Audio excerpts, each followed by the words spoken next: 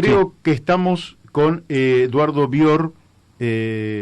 Amigo, ¿está allí usted? Sí, por supuesto, aquí estoy. Bueno, un gustazo poder presentarte aquí en La Brújula. Estoy con dos amigos en la mesa, uno muy joven, Matías Greter, y otro de mi edad, pero también más joven que yo, Daniel de Abrantes. Todos jovencísimos. Sí. Sí. Eduardo, bueno, en principio, mi solicitud para conversar contigo tiene que ver con algo que vos has analizado, has estudiado, que es la crisis en Paraguay y la desintegración del Mercosur. ¿Por qué no nos informás y nos explicás de qué se trata?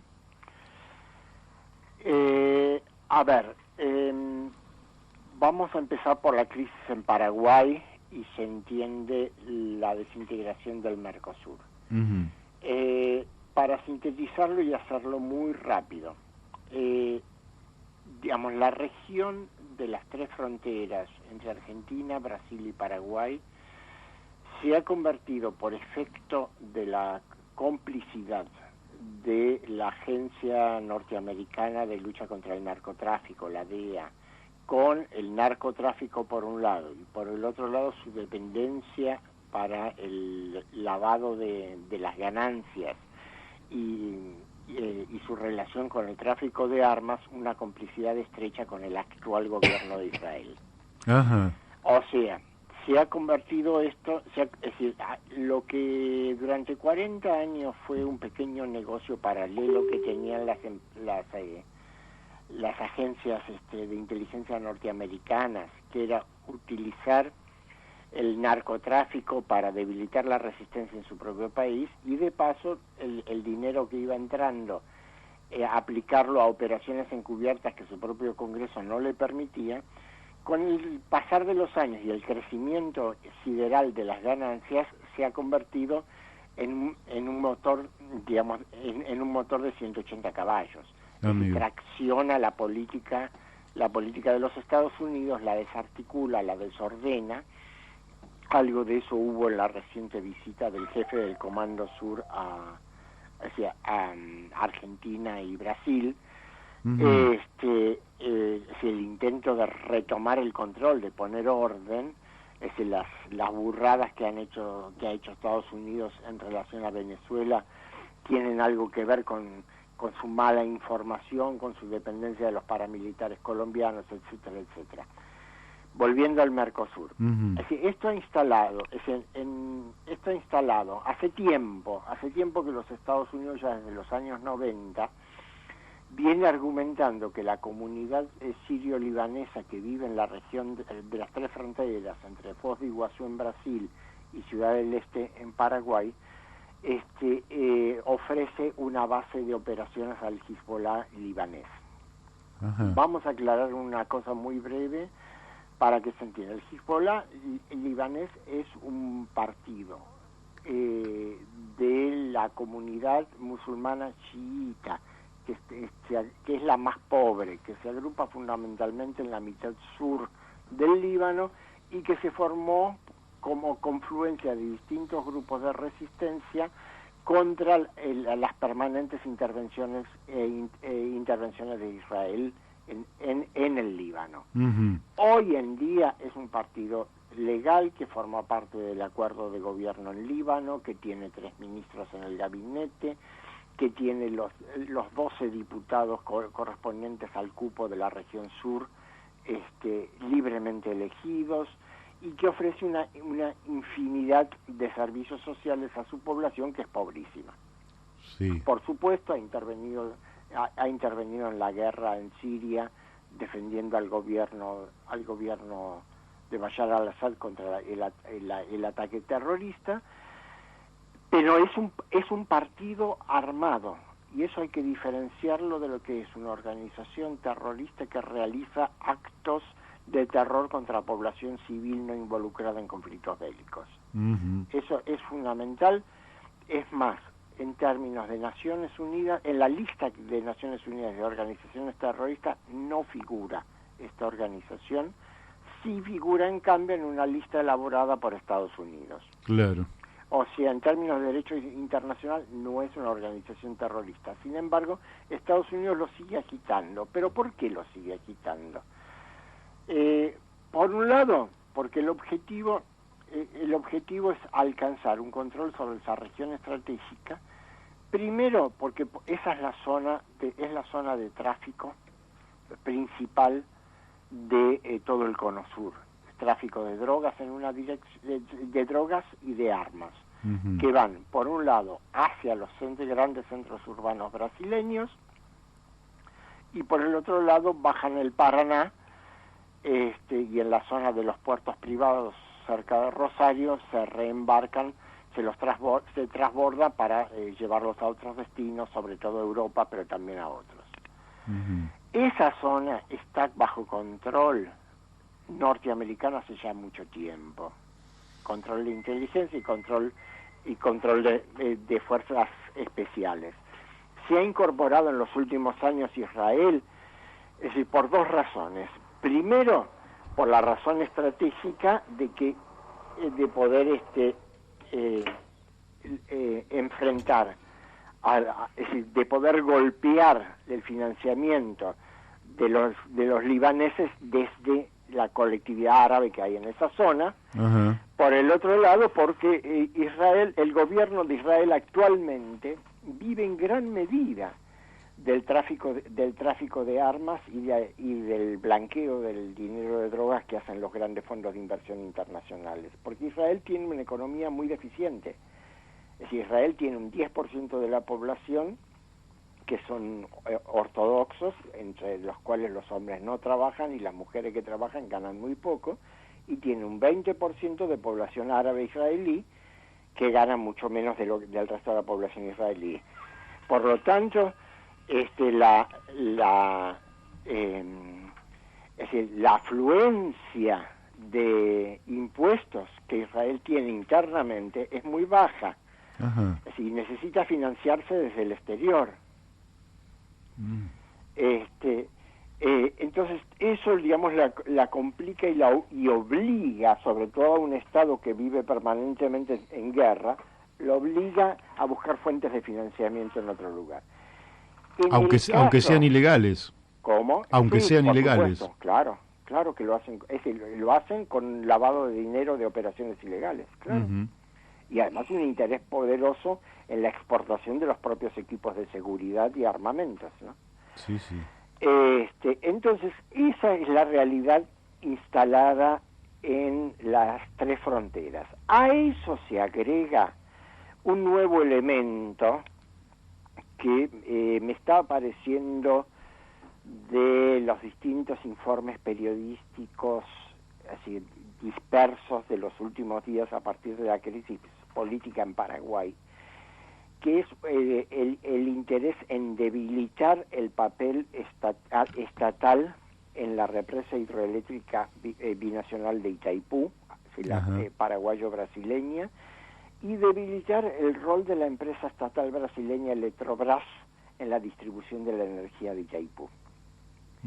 Recordemos que Itaipú es la mayor represa hidroeléctrica del mundo y la central hidroeléctrica es la más grande del mundo. Sí. Es decir, por el tratado entre Paraguay y Brasil de 1973, a cada uno de los dos países le corresponde el 50% de la energía. Uh-huh.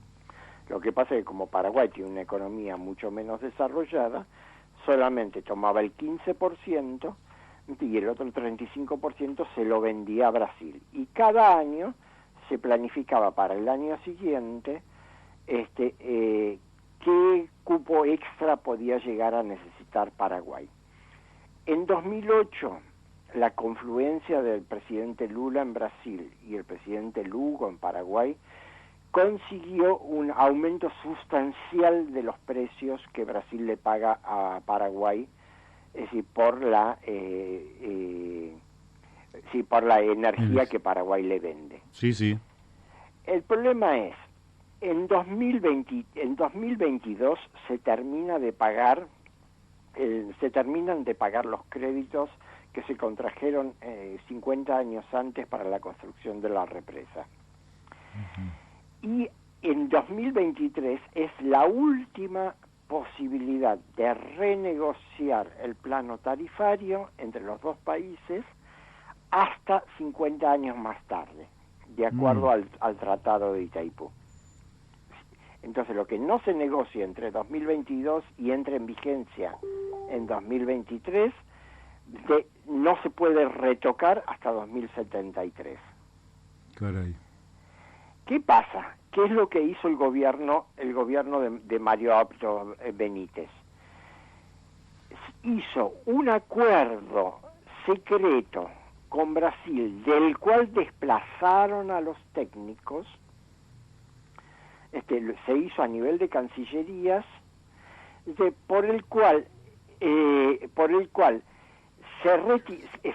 por un lado, la energía excedente, es decir, Paraguay le pasaría a pagarle a Brasil la energía excedente que necesitara al precio de la energía cara, de la energía de mercado, no de la energía que le corresponde por cuota. Uh-huh.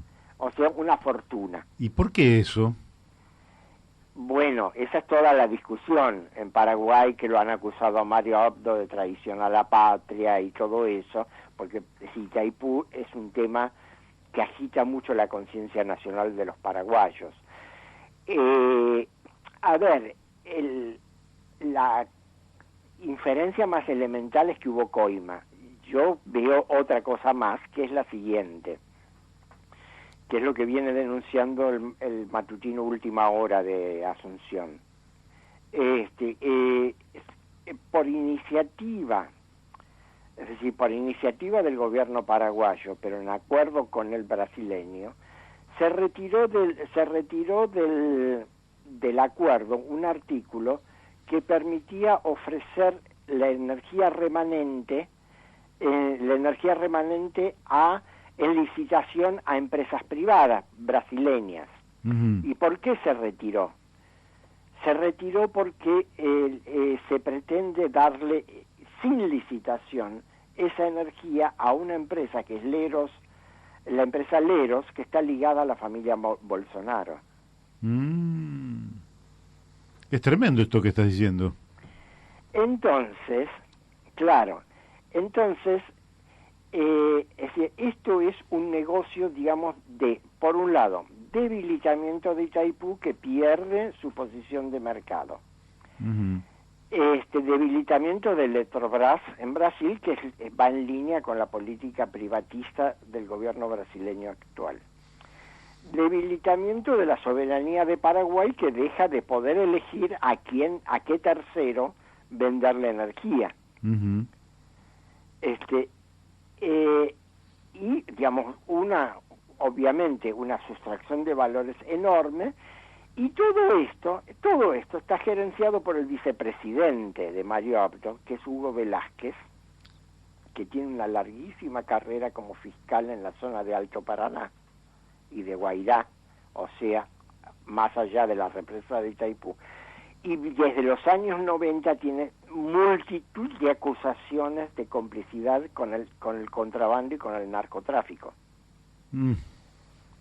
¿Por qué? Porque el lago de Itaipú es un colador. Claro. Sobre el lago de Itaipú hay 250 puertos clandestinos.